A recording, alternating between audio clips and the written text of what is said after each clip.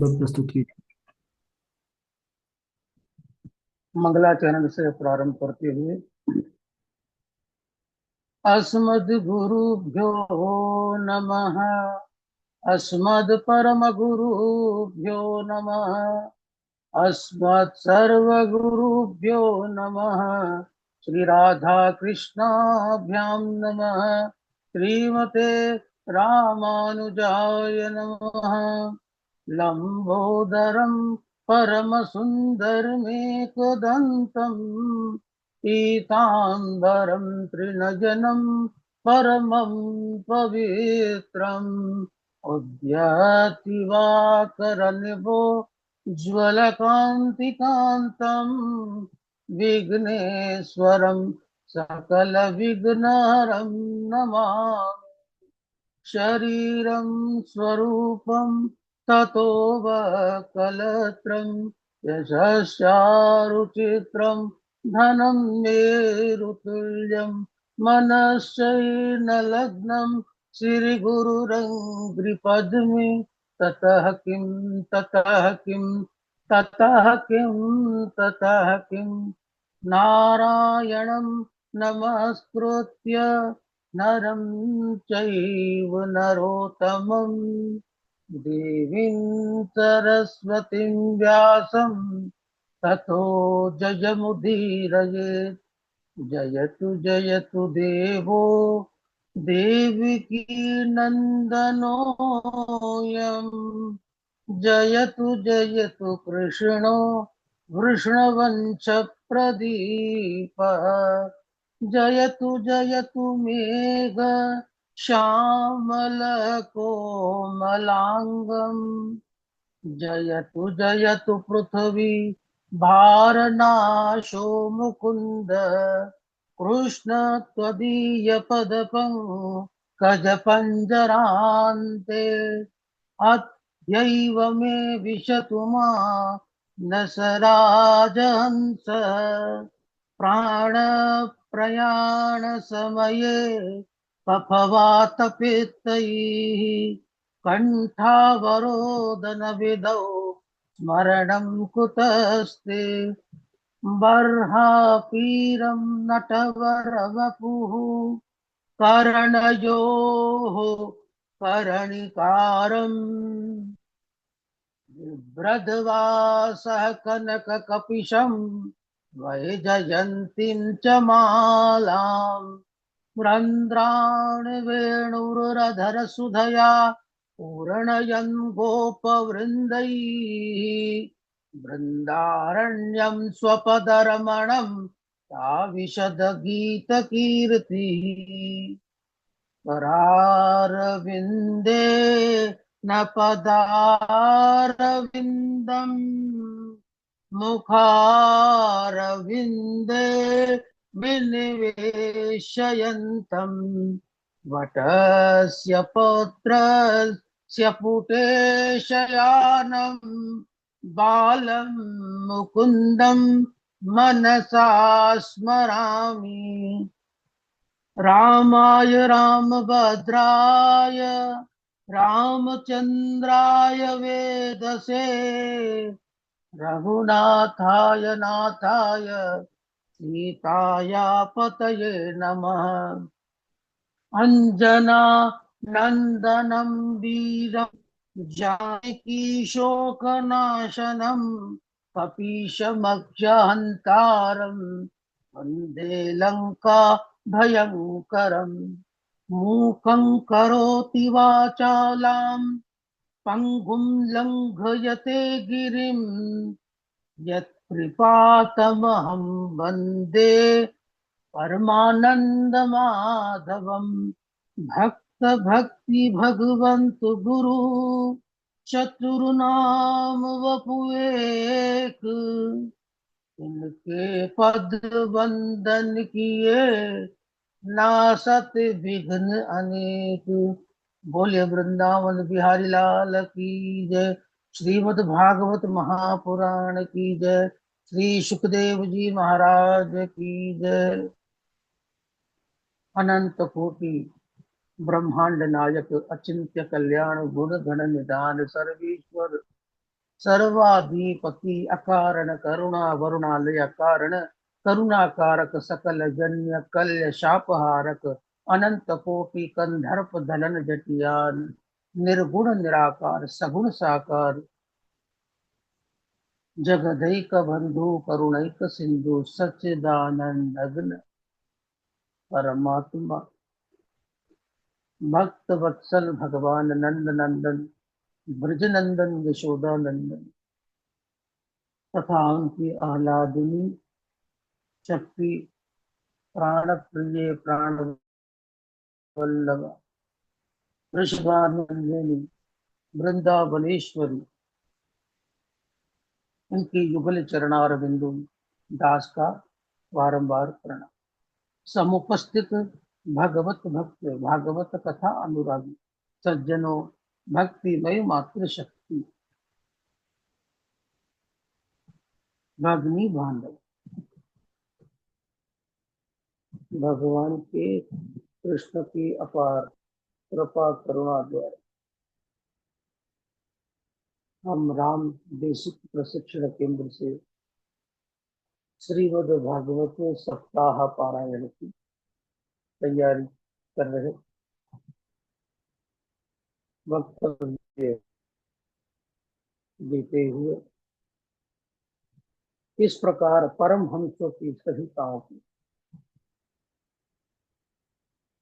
भक्तिमय रूप से वर्णन करी उसका वक्तव्य देते हुए सभी सज्जनों भगनी बांधवों के भीतर उनके हृदय के गुहा में निवास करने वाले उस परमात्मा को प्रणाम करते हुए सिया राम मैं सब जग जानी करहूं प्रणाम विदुता। आइए संकीर्तन करते हैं। बांके बिहारी कृष्ण मुरारी मेरी बारी कहाँ छुपे। बांके बिहारी कृष्ण मुरारी मेरी बारी कहाँ छुपे। दर्शन दीजो शरण मिली जो दर्शन दीजो शरण मिली जो हम बलिहारी कहाँ छुपे। बांके बिहारी कृष्ण मुरारी मेरी बारी कहाँ छुपे। बांके बिहारी कृष्ण मुरारी मेरी बारी कहाँ छुपे। आँख मिचोली हमें न भाए जग माया के जाल बिछाए। आँख मिचोली हमें न भाए जग माया के जाल बिछाए। रास रचा कर बंसी बजा कर रास रचा कर बंसी बजा कर देहु चरा कर प्रीत जगा कर धेनु जगा कर प्रीत जगा कर नटवर नागर निष्ठुर रे छलिया नटवर नागर निष्ठुर रे छलिया मेरी बारी कहाँ छुपे। बांके बिहारी कृष्ण मुरारी मेरी बारी कहाँ छुपे।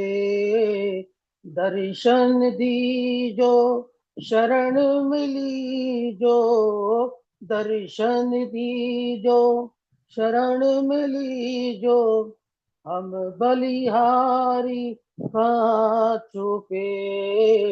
बांके बिहारी कृष्ण मुरारी मेरी बारी कहाँ छुपे। जय जय राधे श्री राधे राधे जय कृष्ण, जय श्री कृष्ण कृष्ण, जय जय राधे श्री राधे, श्री राधे राधे। जय कृष्ण, जय जय श्री कृष्ण। बोले कृष्णचंद्र भगवान की जय। जय जय श्री राधे, जय जय श्री राधे, जय जय श्री राधे। अपने भागवत गुरु को प्रणाम करते हुए, आध्यात्मिक गुरु को प्रणाम करते हुए, अखंड मंडलाकारं व्याप्तं येन चराचरं तत्पदं दर्शितं येन तस्मै श्री गुरवे नमः। अपने गुरुदेव के चरण कमलों में दास बारंबार प्रणाम करते हुए पूर्व प्रसंग जहाँ था,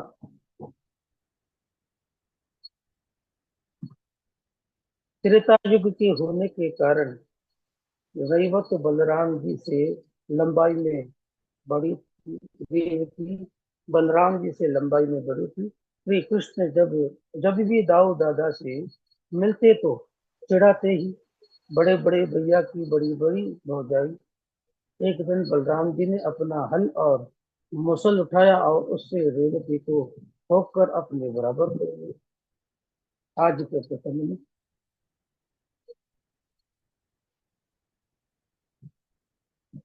भगवान कृष्ण और रुक्मणी का विवाह। भगवान भीष्मक सुता रुक्मणीं रुचिराननां राक्षसेन विधानेन उपयेम इति श्रुति। राजा परीक्षित श्री सुखदेव जी से पूछते हैं, गुरुदेव मैंने सुना है रुक्मणी का विवाह भगवान श्री कृष्ण के साथ राक्षस विधि से हुआ था। वह किस प्रकार हुआ, बताने की कृपा करें। श्री सुखदेव जी कहते हैं, परीक्षित, विदर्भ नरेश महाराज भीष्मक के रुक्मी आदि 5 पुत्र तथा रुक्मणी नाम की एक कन्या। रुक्मणी ने जब नारद जी के मुख से भगवान श्री कृष्ण के सौंदर्य, पराक्रम और ऐश्वर्य का वर्णन सुना तो उनसे प्रेम करने लगी।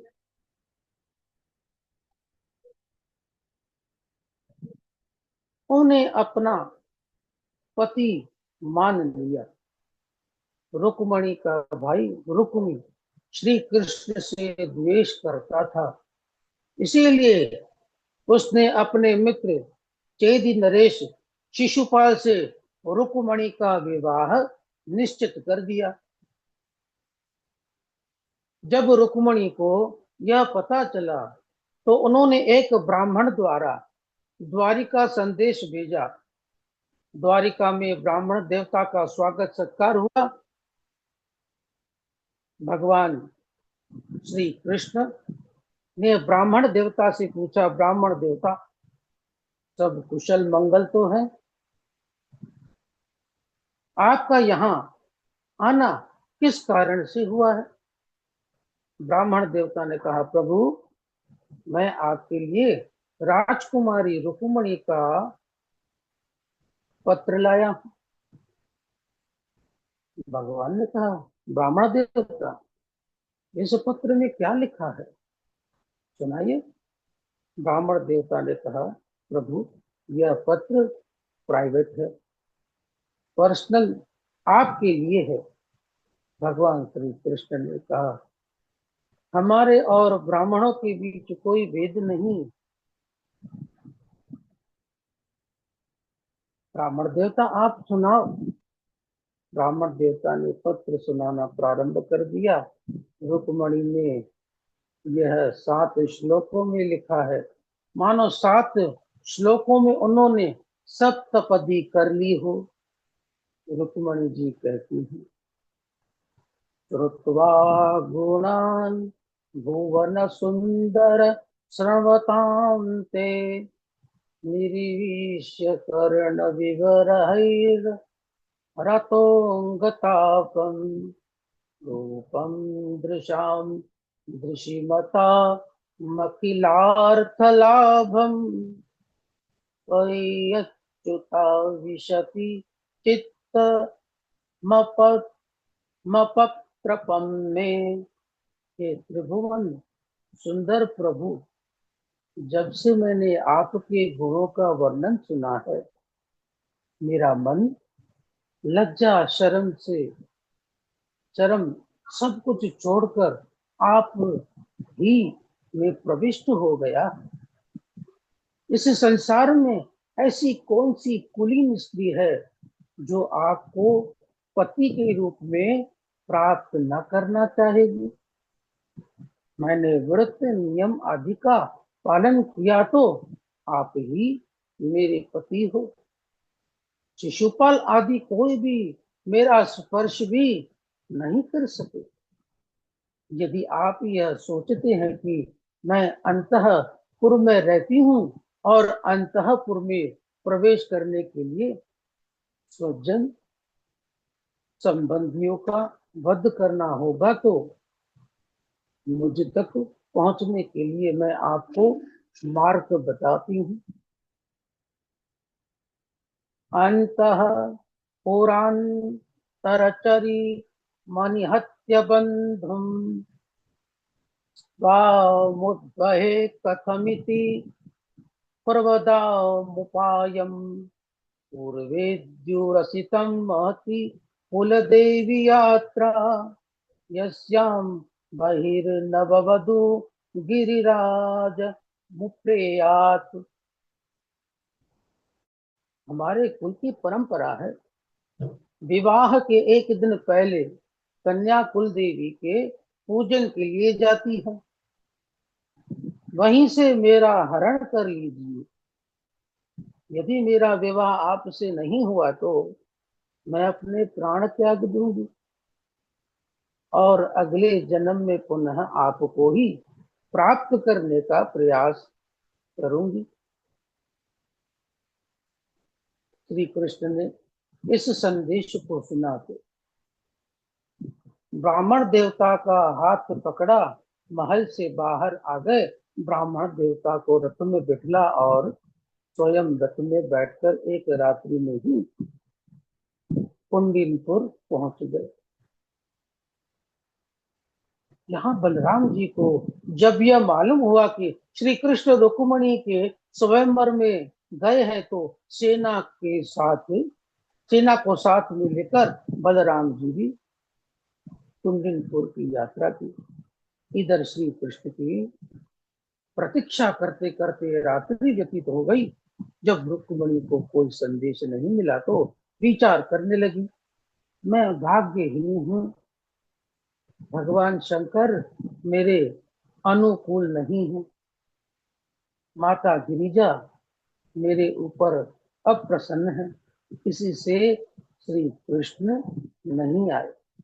वह ऐसे सोच ही रही थी कि उसी समय उनकी बाईं भुजा, जंगा और नेत्र फड़कने लगे, जो मंगल सूचक थे।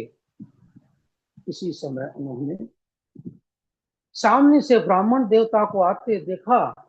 उनका मुख प्रसन्नता से खिला हुआ था। रुक्मणी ने पूछा, ब्राह्मण देवता क्या संदेश लाए हो? ब्राह्मण ने कहा, संदेश नहीं, श्री कृष्ण को ही साथ में लाया हूँ। रुक्मणी ने जैसे ही सुना प्रसन्न हो गई। चारों ओर देखा ब्राह्मण देवता को कुछ देने के लिए, तो उन्हें कार प्रदान किया। कार नमस्कार प्रदान। यहाँ महाराज भीष्मक ने जब यह सुना श्री कृष्ण आए हैं, उन्होंने उनका स्वागत सत्कार किया। नगरवासी जो भी श्री कृष्ण को देखते यही कहते, यदि हमने कोई भी पुण्य किया हो तो यही रुक्मणी के पति हो। प्रातः काल रुक्मणी देवी पूजा के लिए आई। षोडशोपचार से माता गिरिजा का पूजन किया, हाथ जोड़कर उनकी प्रार्थना की। नमस्ये त्वाम्बिके वीक्षणं स्वसंतान युताम शिवाम भूयात् पतिर्निर्भगवान कृष्णस्तदनुमोदताम। गणपति के साथ माता अंबिका को मैं बारंबार प्रणाम करती हूँ। आप मुझे आशीर्वाद दीजिए कि श्री कृष्ण ही मेरे पति हूँ। इस प्रकार प्रार्थना कर रुक्मणी मंदिर से बाहर निकली और जैसे ही उन्होंने श्री कृष्ण को देख देखा देख लिया, सिर का घूंघट उठाया, उनके सौंदर्य को देखकर अनेकों सैनिक मूर्छित हो गए। यहाँ श्री कृष्ण ने अपने रथ को शिशुपाल की तरह सजवाया और मंदिर की ओर चल दिए। सभी सैनिक ने सोचा, महाराज शिशुपाल आए हैं। मंदिर पहुंचकर भगवान श्री कृष्ण ने अपना हाथ बढ़ाया, रुक्मणी के हाथ को पकड़ रथ में बिठला और चल दिए। चारों ओर हल्ला मच गया। ले गयो, ले गयो। शिशुपाल श्रृंगार कर रहा था। जैसे ही कानों में आवाज गई, क्रोधित हो गया। उसका हाथ क्रोध से कांपने लगा, जिससे काजल उसके मुख में लग गया और उसका मुंह काला हो गया। वह दुखी हो गया। जरासंध ने शिशुपाल को समझाया, शिशुपाल दुखी मत हो, देखो मुझे भगवान श्री कृष्ण ने 17 बार हराया, परंतु 18वीं बार हमने उसे हरा दिया। इस समय काल हमारे अनुकूल नहीं है। जब हमारे अनुकूल होगा तो हम उन्हें जीत लेंगे। शिशुपाल ने अपना मुंह छुपाकर घर लौटा। रुक्मणी के भाई रुक्मी को यह बात पता चली तो उसने प्रतिज्ञा की, अगर आज मैं रुक्मणी को लौटा कर नहीं लाया तो मैं लौटकर राज्य वापस नहीं आऊंगा। रुक्मी ने श्री कृष्ण को युद्ध के लिए ललकारा। श्री कृष्ण ने अपने बाणों से उसका धनुष तोड़ दिया। वह तलवार लेकर दौड़ा। भगवान श्री कृष्ण ने तलवार को भी काट दिया। जब उसे मारने लगे, उसी समय बलराम जी ने रोक दिया। श्री कृष्ण, यह तुम्हारे संबंधी हो गए हैं। बलराम जी के कहने पर श्री कृष्ण ने उसे छोड़ दिया। यहाँ भगवान श्री कृष्ण द्वारिका आ गए और वहां विधिवत रुक्मणी से विवाह किया। बोलिए रुक्मणी वल्लभ भगवान की जय। प्रद्युम्न का जन्म और समरासुर का उद्धार।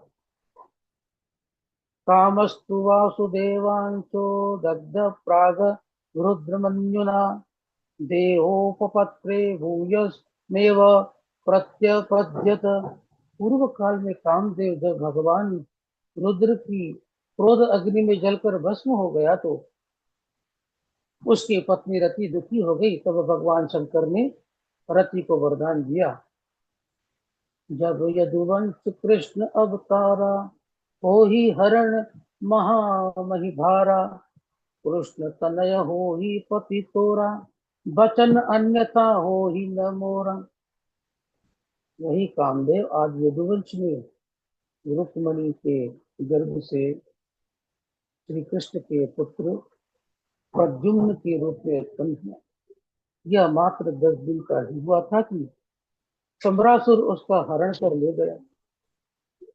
उसने उसे मारने के लिए समुद्र में फेंक दिया। समुद्र में एक विशाल मत्स्य ने उस शिशु को निगल गया और जब मछुआरे के हाथ में वह विशाल मत्स्य आ गया, मछुआरे उस विशाल मत्स्य को सम्रासुर को भेंट कर दिया। सम्रासुर के रसोई ने जब उस विशाल मत्स्य को काटा तो उसके अंदर से जीवित बालक निकला। सम्रासुर की आज्ञा से रसोई ने वह बालक वही काम करने वाली काम देवी की पूर्व जन्म की पत्नी रति को भेंट कर दिया। जब रति उस बालक का पालन पोषण करने लगी, एक दिन देवर्षि नारद आए। उन्होंने कहा, रति यह कोई साधारण बालक नहीं, यह भगवान के पुत्र प्रद्युम्न और तुम्हारे पूर्व जन्म के पति कामदेव हैं। रति ने जब देवर्षि नारद के वचनों को सुना, प्रसन्न हो गई। अति शीघ्र वह बालक बड़ा हो गया और एक दिन वह रति के हाव भाव, चाल चलन, बर्ताव को देखकर कहने लगा, मातृभाव मति कर्म में वर्त से काम ही नहीं है। आपने मेरा लालन पोषण किया है, आप मेरी माँ के समान हैं। आप मातृभाव का त्याग करके कामिनी स्त्रियों की तरह हमारे साथ क्यों बर्ताव कर रही हैं? तब रति ने बताया कि प्रभु, मैं आपकी पूर्व जन्म जन्म की देव की पत्नी रति और आप हमारे पति कामदेव हैं। सम्राट, बचपन में आपका हरण कर ले आया था। आप भगवान से श्री कृष्ण के पुत्र हैं। और रति ने प्रद्युम्न को महामाया नाम की विद्या सिखाई। प्रद्युम्न ने सम्रासुर को युद्ध के लिए ललकारा। सम्रासुर हाथ में गदा लेकर युद्ध करने आया।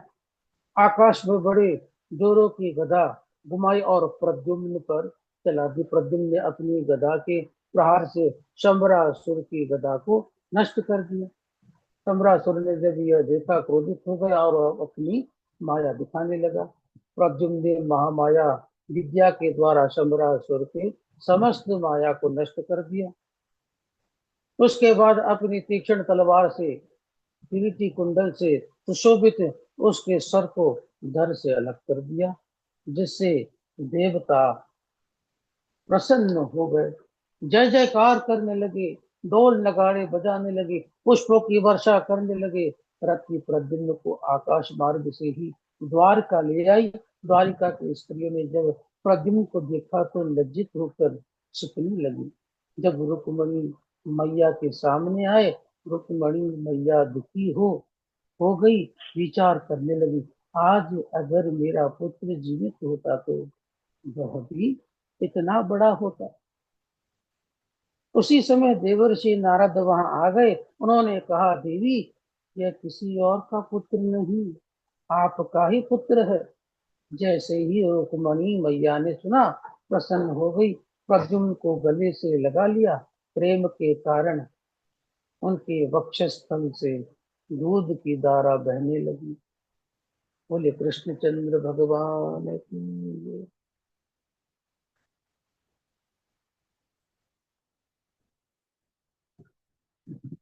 ठीक है, बहुत बढ़िया। ठाकुर जी कृपा बनी रहे। जी गुरु।